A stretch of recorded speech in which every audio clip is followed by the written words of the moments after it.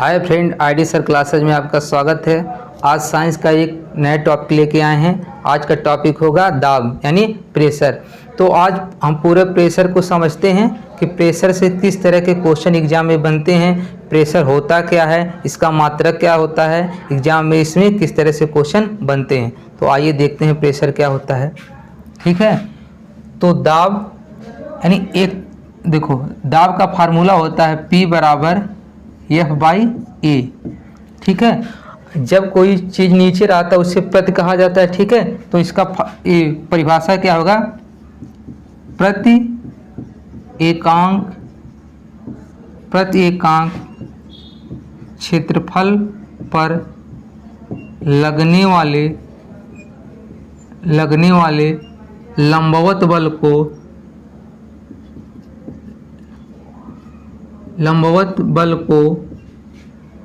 को दाब कहते हैं। ठीक है, प्रति एकांक क्षेत्रफल पर लगने वाले लंबवत बल को दाब कहते हैं। जैसे मान लेते हैं मेरा जो बोर्ड है, ठीक है, इसका क्या होगा? ये लंबाई होगी, ये क्या होगी? चौड़ाई होगी।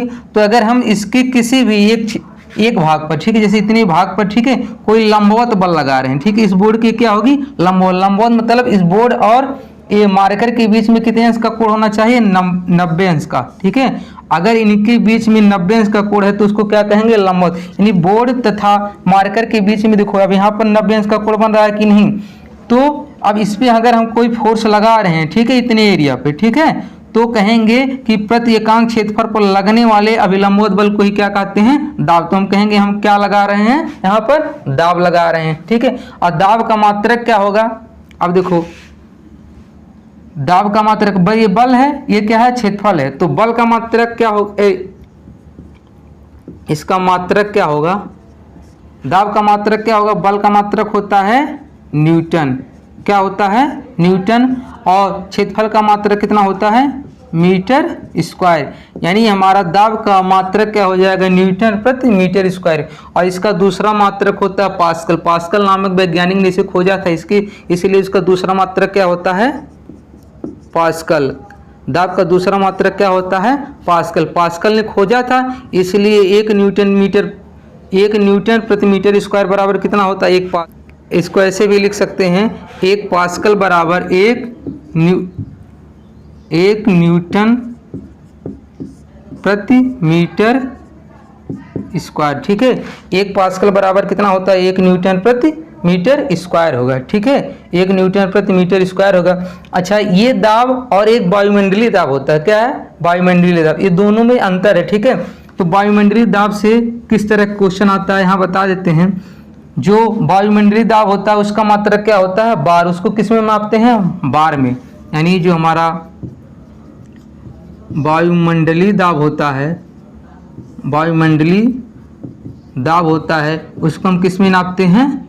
बार में। किस में नापते हैं? बार में। और एक बार बराबर कितना होता है? एक बार बराबर होता है 10⁵ न्यूटन मीटर स्क्वायर के। ठीक है, तो इसको ध्यान रखना, वायुमंडलीय दाब को हम बार में नापते हैं। यानी वायुमंडलीय दाब का मात्रक क्या होता है? बार। और एक बार बराबर कितना होता है? 10⁵ न्यूटन मीटर स्क्वायर। एग्जाम में क्या है, हमेशा पूछता है कि एक बार बराबर कितना होता है। ठीक है, और ये दाब अलग होता है। इस दाब का में मात्रक कितना होगा? न्यूटन प्रति मीटर स्क्वायर। और इसी 1 न्यूटन प्रति मीटर स्क्वायर को कितना बोला जाता है? 1 पास्कल। यानी 1 पास्कल बराबर कितना हो जाएगा? 1 न्यूटन प्रति मीटर स्क्वायर। ये तो हो गए इसके परिभाषा और ये मात्रक। अब इसमें एग्जाम के इसके उदाहरण से किस तरह क्वेश्चन बनते हैं देखते हैं।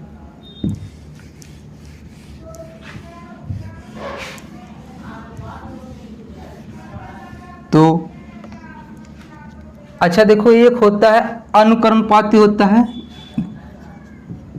अनुकर्मानुपाती, या इसी को बोलते हैं समानुपाती। और ये दोनों एक ही होते हैं। एक होता है व्युत्क्रमानुपाती। ठीक है, इसको बोलते हैं डायरेक्टली प्रोपोर्शनल, इसको बोलते हैं इन्वर्सली प्रोपोर्शनल। ठीक है, यानी अनुकर्मानुपाती मतलब क्या होता है के अनुक्रम में होता है, या समानुपाती मतलब समान रेशियो में बढ़ता है। अब व्युत्क्रम मतलब क्या होता है, उल्टा, यानी इसका क्या प्रभाव पड़ता है, उल्टा पड़ता है। जैसे P है समानुपाती किसके हैं, F के, और यही जो P है ये किसके है, 1/। अच्छा, जैसे लिखा है 2, ठीक है, अगर हम इसको कितना लिख दें 1/2, तो 2 का क्या हो जाएगा, ये उल्टा होता है 1/2, ठीक है। कोई भी चीज़ है अगर उसको 1/2 में लिख देते हैं तो उसका क्या होता है, उल्टा हो जाता है। यानी जो हमारा दाब है, ठीक है, ये बल के क्या होता है, समानुपाती होता है, और जो हमारा क्षेत्रफल है ये क्या होता है, दाब के व्युत्क्रमानुपाती होता है, यानी उल्टा होता है। अच्छा, समानुपाती मतलब क्या होता है कि देखो ध्यान से समझेंगे इस कंडीशन को। समानुपाती मतलब होता है अगर ये बढ़ रहा है, यानी अगर हमारा बल बढ़ रहा है तो हमारा जो दाब है ये भी क्या होगा, बढ़ जाएगा, क्योंकि समानुपाती मतलब समान रेशियो में बढ़ेगा। अगर ये भी बढ़ रहा है तो ये भी बढ़ जाएगा। लेकिन व्युत्क्रमानुपाती मतलब क्या होता है, उल्टा, यानी उल्टा प्रभाव होगा। यानी अगर हमारा एरिया बढ़ रहा है, यानी हमारा क्षेत्रफल बढ़ रहा है, तो हमारा दाब क्या होगा, घट जाएगा, ठीक है। इसका जस्ट उल्टा होगा कि अगर हमारा क्षेत्रफल क्या हो रहा है, घट रहा है, ठीक है, तो हमारा दाब क्या होगा, बढ़ जाएगा। इसका बहुत ज़्यादा यूज होता है, ठीक है। आज हम इसका कॉन्सेप्ट क्लियर हो जाएगा आपका कि कैसे होता है। बस इतना ध्यान रखना कि इन दोनों का क्या होता है, उल्टा प्रभाव पड़ता है। अगर एरिया बढ़ रहा है, ठीक है, तो दाब क्या होगा, घट जाएगा। अगर दाब एरिया घट रहा है तो दाब क्या होगा, बढ़ जाएगा। अच्छा, इसका एग्जाम्पल इस तरह से बनता है, ठीक है, कि आपने बहुत सुना होगा कि एक जब ऐसे अगर मार्कर है, ठीक है, मान लेते हैं जो मार्कर है एक कील है, अब यहाँ पे नोकीला नहीं है, ध्यान से देखो यहाँ पे नोकीला नहीं है। अगर इसको दीवार में इंसर्ट करें, ठीक है, अगर इसके दीवार में ठोके तो क्या आसानी से घुस जाएगा दीवार में, नहीं होगा ना। तो अगर देखते हैं हम कील जो बना होता है, क्या होता है, कील आपने देखा होगा, तो आगे वाला भाग क्या कर दिया जाता है, नोकीला। उसके बाद यहाँ से क्या होते हैं, हथौड़े से जब ठोकते हैं, ठीक है, तो क्या होता है, आसानी से कील अंदर चला जाता है। ये क्यों चला जाता है, देखो अब यहाँ समझते हैं कि यहाँ जब नोकीला भाग कर दिया जाता है, यानी इतनी भाग का, ठीक है, हम क्या कर दिए, क्षेत्रफल कम कर दिए कि नहीं, यानी नोकीले भाग का हम क्षेत्रफल क्या कर दिए हैं, कम कर दिए हैं। और जैसे ही हमारा क्षेत्रफल क्या होता है, कम होता है, ठीक है, ध्यान से समझो, जैसे ही क्षेत्रफल क्या होता है, कम होता है, उस पर लगने वाला प्रेशर क्या होता है, बढ़ जाता है। और जैसे ही प्रेशर बढ़ जाता है तो कील हमारा क्या होता है, आसानी से दीवार के अंदर घुस जाता है, ठीक है।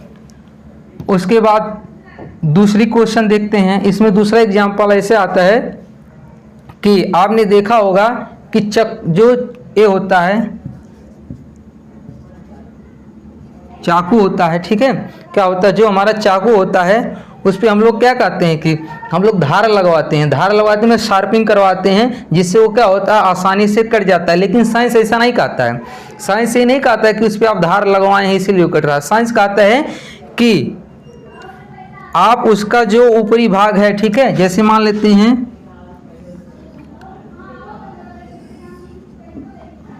एक हमारा एक क्या है, चाकू है, ठीक है। अब इसके ऊपरी भाग में हम क्या लगवाते हैं, धार लगवाते हैं। धार लगवाने का मतलब क्या, ये क्या होता है, ये इसका बहुत पतला कर दिया जाता है। पतला करने का मतलब इसका एरिया क्या होता है, घट जाता है। भाई जब पतला होता है तो उसका एरिया क्या होता है, घट जाता है। और जैसे ही एरिया घटता है, ठीक है, उस पर लगने वाला दाब क्या हो जाता है, बढ़ जाता है। और किसी चीज़ से हम चाकू से काटते हैं तो वो क्या होता है, आसानी से कट जाता है।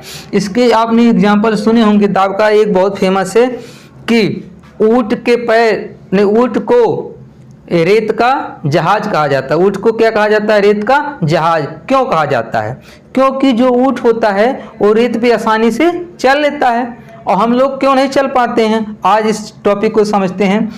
देखो, अब ऊँट का पैर क्या होते हैं, गद्देदार होते हैं, यानी उसका ऊँट का पैर का निचला भाग क्या होता है, ज़्यादा होता है। और जो आदमी होता है, रुको यहाँ मिटा के समझाते हैं।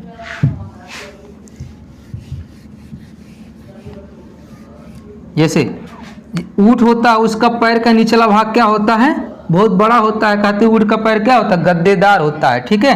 और आदमी जो होता है उसका पैर का एरिया क्या होता है, बहुत कम होता है।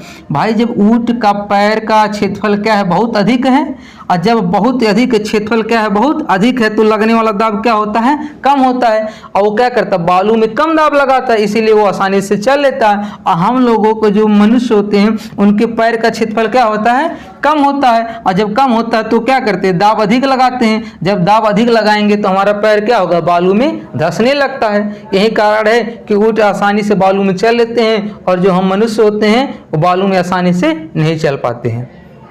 उम्मीद करते हैं आपको ये एग्जाम्पल समझ में आ रहा होगा। इसके और एग्जाम्पल आते हैं कि जैसे अगर आप दलदली भूमि पे चल रहे हैं, ठीक है, आप वहाँ धंसने लग रहे हैं, ठीक है, आप क्या हो रहे हैं, दलदली भूमि में धंसने लग रहे हैं, तो आप क्या करेंगे, ठीक है। तो बताया जाता है कि जब आप दलदली भूमि में धंस रहे हैं तो आपको ये खड़े होके ना चलते हुए, ठीक है, जैसे ये दलदली भूमि मान लेते हैं, अगर आप ऐसे इसमें खड़े होके चल रहे हैं, ठीक है, खड़े होके चल रहे हैं, आप इसमें क्या करेंगे, धंसेंगे, क्योंकि आपके पैर का क्षेत्रफल क्या है, कम है। आपके पैर का क्षेत्रफल कम है। अगर क्षेत्रफल कम है तो आप दाब क्या लगाएंगे, ज़्यादा लगाएंगे। तो आप जब आप दाब ज़्यादा लगाएंगे तो क्या होंगे, इस दलदली भूमि में आप धंस जाएंगे। इसलिए कहा जाता है कि जब आप इस कंडीशन में कहीं फंस जाएं तो आप लेट के चलिए, ठीक है, लेट के मतलब आप सो जाइए उस पर, और आप क्या करें, लुढ़कते हुए बाहर निकले। जब आप लेट जाएंगे तब आपका क्षेत्रफल क्या होगा, बढ़ जाएगा, और जैसे ही आपका क्षेत्रफल बढ़ेगा आप दाब को क्या हो जाएगा, वहाँ लगने वाला दाब कम हो जाएगा और आप वहाँ धंसने से बच सकते हैं और इस दलदली भूमि से आप बाहर निकल सकते हैं, ठीक है। तो ये सारे पॉइंट से क्वेश्चन एग्जाम में पूछता है कि बल का मात्रक क्या होता है, और बल को पास्कल जी ने ज्ञात किया था, इसलिए इसको पास्कल भी कहा जाता है। और एक पास्कल बराबर कितना होता है, 1 न्यूटन प्रति मीटर स्क्वायर होता है। सबसे ज़्यादा क्वेश्चन यही पूछता है। बल का मात्रक यहीं से लगा देंगे, न्यूटन मीटर स्क्वायर होता है। और एक बार बराबर कितना होता है, एक बार बराबर 10 की पावर 5 न्यूटन प्रति मीटर स्क्वायर होता है, ठीक है। और ये वायुमंडलीय दाब जो होता है इसको बार में नापते हैं। और इसके जो ये उदाहरण समझाए हैं कि एक कील है, दीवार में आसानी से घुस जाती है, या ये चाकू है, इससे कोई भी वस्तु आसानी से कट जाता है। ऊंट जो है रेत में आसानी से चल लेते हैं, हम मनुष्य रेत में आसानी से क्यों नहीं चल पाते हैं, ठीक है। अगर कोई व्यक्ति है दलदली भूमि में, क्या करे, वो धंस रहा है तो उसको कैसे बाहर निकलना है, ये सब किस पे क्वेश्चन बनते हैं, सिर्फ दाब से, ठीक है। तो उम्मीद करते हैं दाब से आपको एक कॉन्सेप्ट क्लियर हो गया होगा। अगर आपको एक कॉन्सेप्ट क्लियर हो गया, वीडियो समझ में आया तो हमारे चैनल को अगर आप हमारे चैनल पे नए हैं तो हमारे चैनल को सब्सक्राइब कीजिए, लाइक कीजिए, कमेंट कीजिए, ठीक है। धन्यवाद।